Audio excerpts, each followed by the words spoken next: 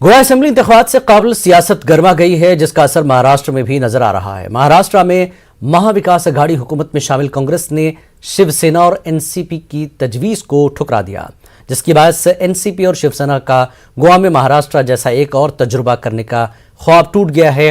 कांग्रेस का मानना है कि गोवा में कांग्रेस की ताकत ज्यादा है, जो बीजेपी को टक्कर दे सकती है।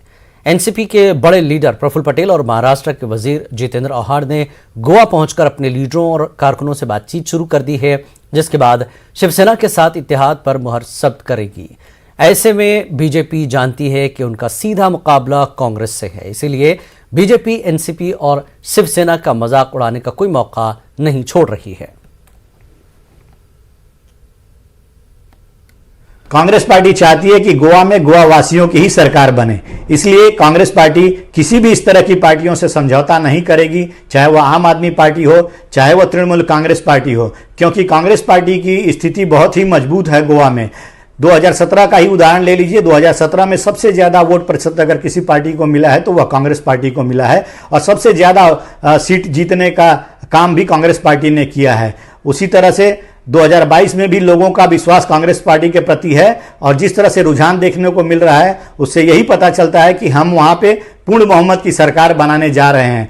अभी कोल्हापुर में जिला मध्यवर्ती बैंक की चुनाव हुई तो राष्ट्रवादी राष्ट्रीय ने बीजेपी को साथ में लिया, शिवसेना वोट करा तो शिवसेना ने अलग पैनल किया। अब कोल्हापुर की विधानसभा की बाय इलेक्शन डिक्लेयर होने जा रही है, तो वहाँ के एक्स एमएलए लगातार स्टेटमेंट दे रहे हैं कि ये जगह हमारी है।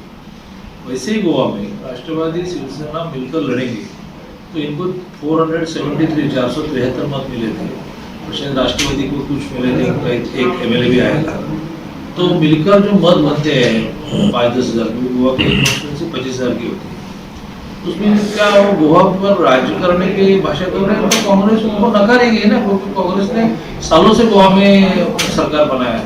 आज राष्ट्रवादी कांग्रेस पार्टी के नेता प्रफुल्ल पटेल जी गोवा में हैं।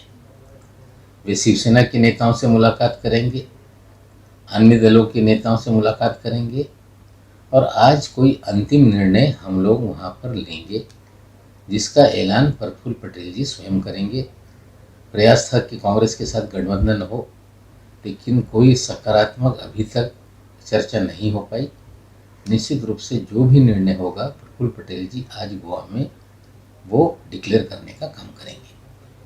सर, कांग्रेस साथ में नहीं आ रही है, लेकिन फिर भी सभी पार्टियां प्रयत्नशील है। क्या लगता है कितना फायदा कितना नुकसान?